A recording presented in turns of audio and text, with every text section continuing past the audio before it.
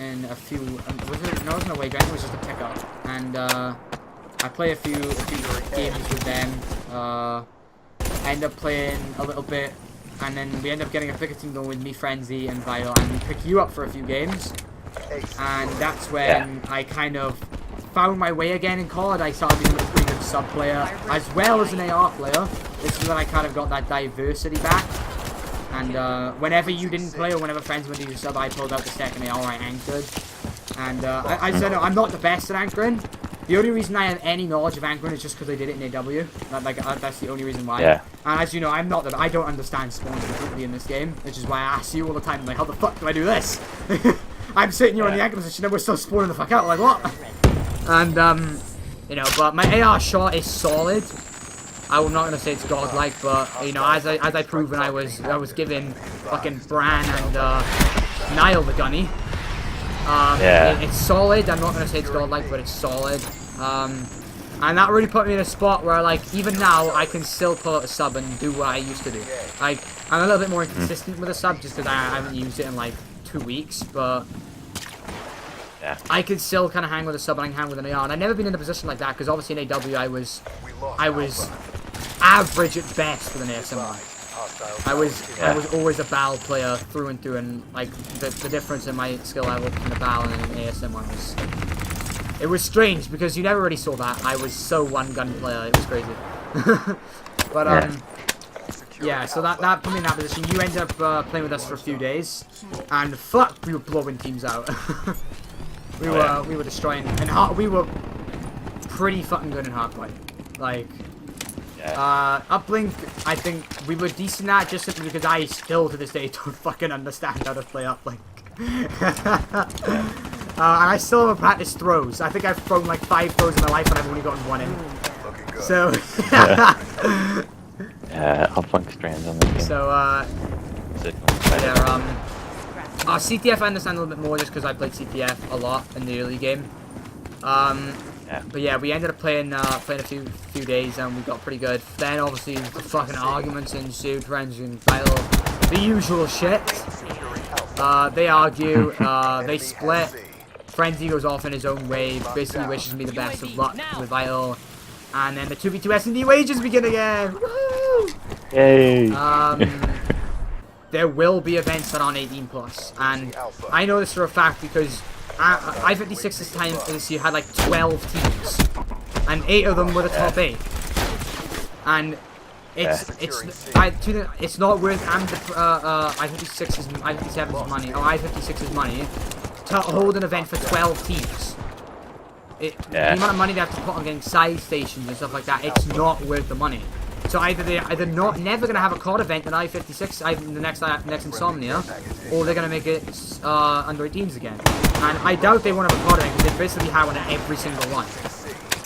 So they're probably not gonna not have a COD event because that would be dumb. But I'd be very, very shocked if it's 18+. But so I told him that, and he's like, okay, whatever, you know, we'll play Respawn again, and then that's kind of where we are now.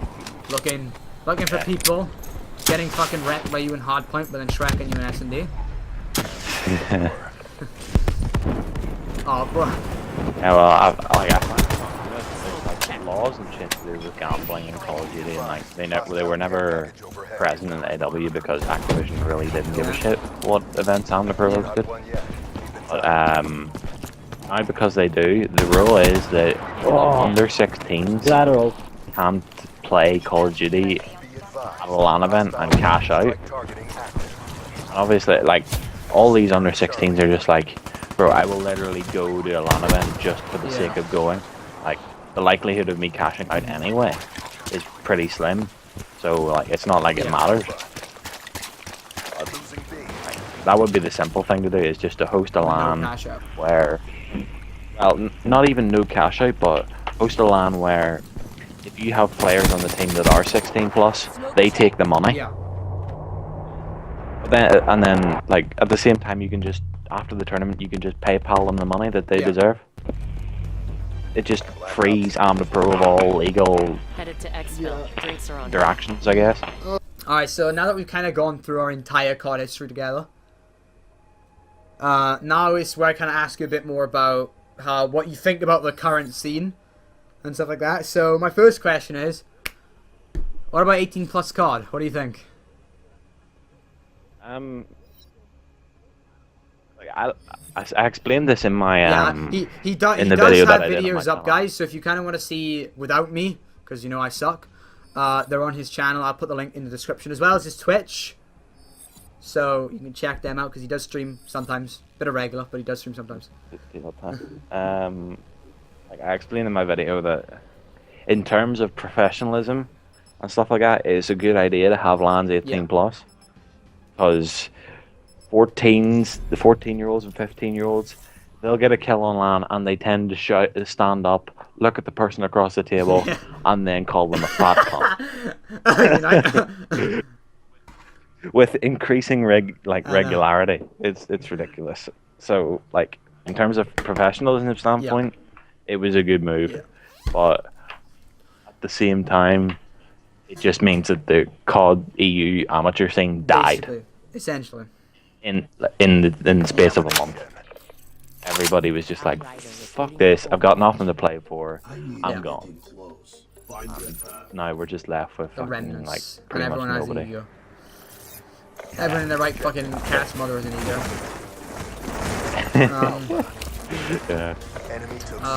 But yeah, so my opinion on the other thing is basically the same as yours. Like I understand why, but at the same time, you know, like CS:GO, it could be considered cashing out. And that's not 18 plus. Halo is considered cashing out. That's not 18 plus. Not 18 plus. I think, Gears of War had a 6-year-old at their event. A fucking 6-year-old. Yeah, a 6-year-old playing Gears. Gears is like more brutal than... Bro, a Gears, you shoot someone and their fucking leg comes flying off. Like, a 6-year-old? A 6-year-old. I doubt he even knows what the fuck's going on. He's going like, Dad, what's this random room you take? Oh, you play Gears, yeah? Yeah. If you cash out, I'll take it. Sorry, son. Like, yeah. It's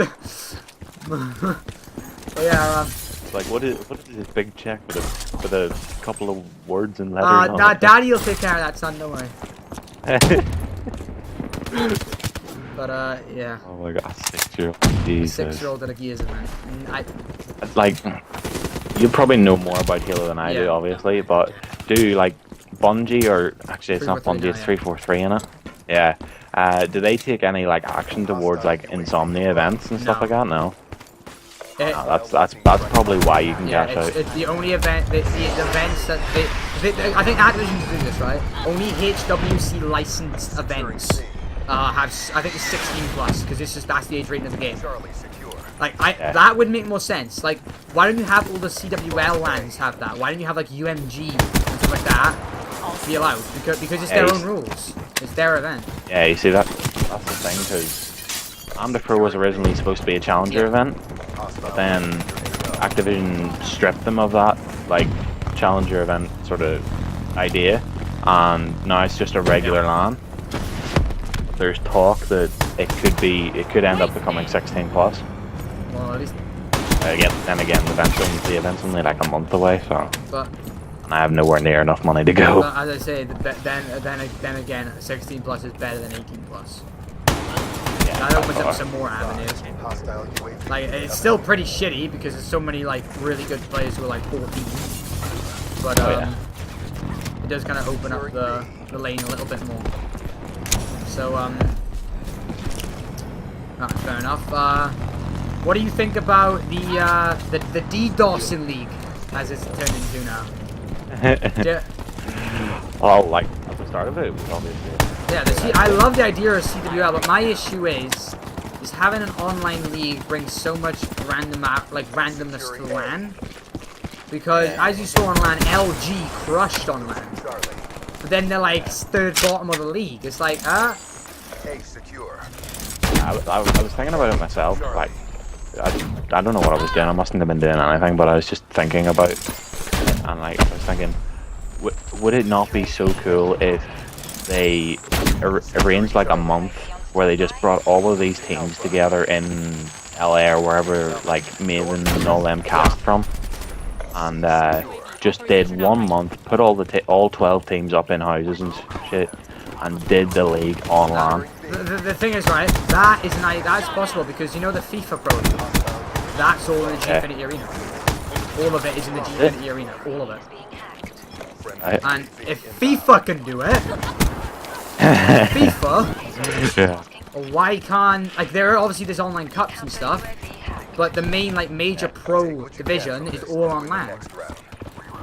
Like, if FIFA can do it, why can't a gigantic esport like Call of Duty do it? And obviously Call of Duty's nowhere near the scale of, like, Counter-Strike, but it's still a pretty fucking big esport.